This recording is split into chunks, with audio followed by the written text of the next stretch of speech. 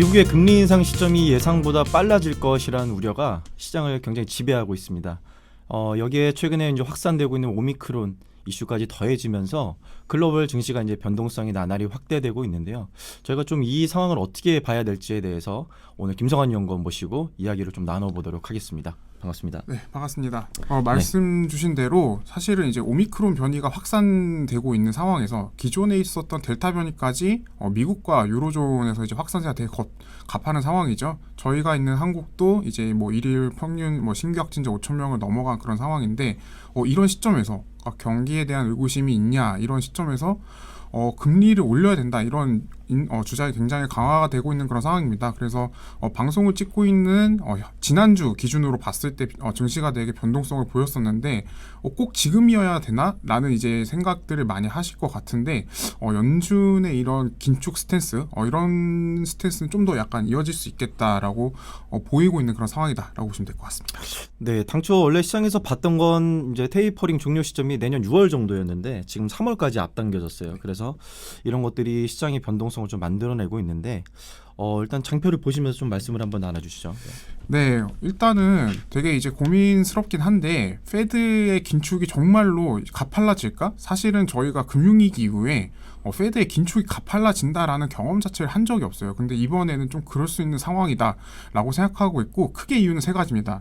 일단 첫 번째로 사실 오미크론 확산이 경기를 꺾어놓을 거다 이런 우려감이 많죠. 근데 저희가 델타 변이의 경험을 생각해보면 사실은 이제 코로나 재확산 같은 경우에는 상품 수급 차질에 좀 더 영향을 줍니다. 사실 저희가 이제 굉장히 곤란한 거는 뭐 물동량이라던가 이런 부분에서 이제 인플레이션 압력이 높아지는 것들을 저희가 델타 변이 때 확인을 했었는데 그런 현상이 재현될 가능성이 높다라고 보시면 될 것 같아요. 근데 지금 이제 미국의 절대적인 재고 수준은 되게 낮은 상황입니다. 그래서 만약에 상품 수급이 차질이 더 심화된다라고 하면은 오히려 물가가 더 올라갈 가능성이 높겠다라고 저희가 해석을 해야 될 것 같고요. 그다음에 두 번째 이유는 이제는 인플레이션이 사실은 뭐 하반기 들어가지고 뭐 CPI 같은 경우는 5% 6% 이렇게 상승하고 있는 상황이고 미국의 실질 임금 같은 경우도 뭐 5% 6% 이렇게 상승하고 있는 상황입니다. 이런 상황에서 과연 완화를 계속 이제 해야 되나 이거에 대한 득보다 실이 좀 더 많아 보인다라는 겁니다. 사실 연준의 가장 큰 목표는 최대 고용입니다. 최대 고용인데 지난주에 이제 실업률 지표가 나왔어요. 근데 4.2%가 나왔고 사실 이 정도의 실업률이라면은 그 페드가 원하는 최대 고용에 다가갔다라고 보시면 될 것 같거든요. 그런데 이제 인플레이션이 계속되다 보니까 아무래도 소비자들이 열심히 일을 해서 돈을 벌었는데 구매력이 약화되지 않습니까? 그래서 이런 점들이 오히려 약간 경기를 훼손시키지 않겠느냐 약간 이제 이런 우려가 조금 있는 상황이다라고 보시면 될 것 같고 그다음에 마지막으로 세 번째는 앞서 말씀드렸던 것처럼 과거에 이 실업률 4.2% 이 정도 수준이면 사실 금리를 한 3번은 올리고도 남았어야 됩니다. 근데 지금까지도 완화 정책을 유지하다 보니까 정치권에서 이제 좀 비판이 불거지고 있는 상황이다라고 보시면 될 것 같아요. 뭐 민주당과 공화당이 서로 야 인플레 이것 때문이야 하고 서로 이제 싸우고 있는 상황이고 그 불똥이 연준으로도 좀 튀고 있는 그런 상황이거든요. 그래서 그런 점들 때문에 아무래도 페드가 지금 밟고 있는 긴축 페달을 되돌리긴 조금 어렵겠다라고 보시면 될 것 같습니다. 결과적으로 그러면은 오미크론이 지금 확산되든지 안 되든지 이런 거에 여부랑 관계없이 어떤 인플레 압력이나 그리고 고용, 그 미국의 이런 정치적 입장을 고려했을 때 이 긴축 노선은 바뀌지 않는다. 네, 증시에는 굉장히 안 좋네요. 그렇죠?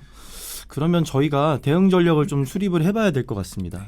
어떻게 저희가 좀 시장을 대응을 해야 될까요? 네, 일단은 기본적으로 할인율 부담이 높아진다라는 걸 저희가 좀 깔고 가야 될 것 같고요. 장표를 보면서 말씀드릴게요. 일단 기본적으로 차입 비용이 높아진다라는 게 기업들에게 가장 직면하는 그런 문제일 텐데 그렇게 된다라고 하면은 상대적으로 튼튼한 퀄리티 기업들이 강세를 보이는 경향이 있습니다. 그래서 과거에 항상 그래왔었고 크레딧 스프레드랑 동행한다라고 보시면 될 것 같아요.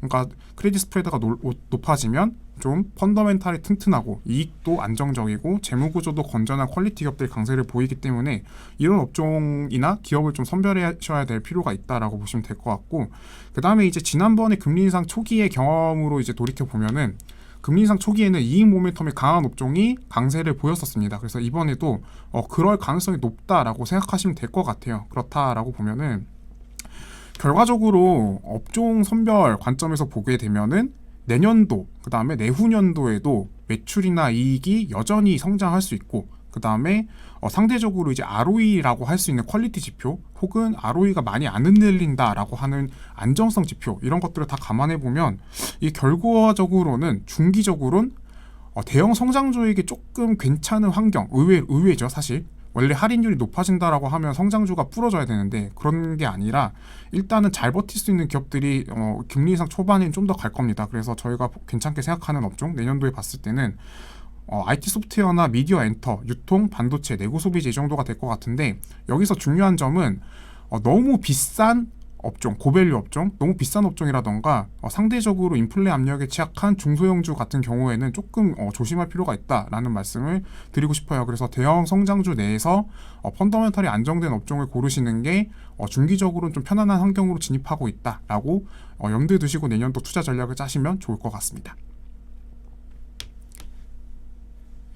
네, 그리고 이제 지수가 조금 궁금하실 것 같아요. 이제 지수가 궁금하실 것 같은데 지수 차원에서는 변동성이 확대가 되더라도 추세적인 하강 압력 자체는 아직은 없다라고 확인이 되고 있습니다. 왜냐하면 전체 지수를 합산해서 놓고 봤을 때는 이익 모멘텀이 계속 증가하고 있는 그런 모습인데, 이걸 주도하는 게 결국은 IT다라고 보시면 될 것 같아요. 그래서 S&P 500의 이익 모멘텀은 아직도 굉장히 이제 빠른 속도로, 과거 역사 대비 빠른 속도로 올라가고 있기 때문에 지수보다는 훨씬 더 업종 선별에 유의하셔야 되겠다라고 이제 오늘 투자 전략 투자 아카데미를 마무리 짓도록 하겠습니다.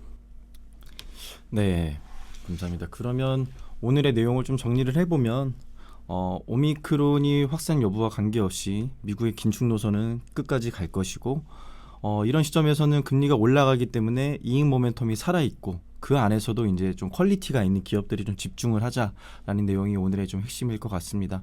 사실 퀄리티라 함은 어떤 시장의 지배력을 가지는 기업들이잖아요. 맞습니다.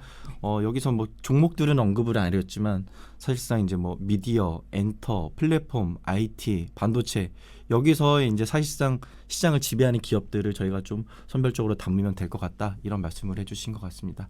네, 그러면 오늘 방송 내용은 여기서 마치도록 하겠습니다. 감사합니다.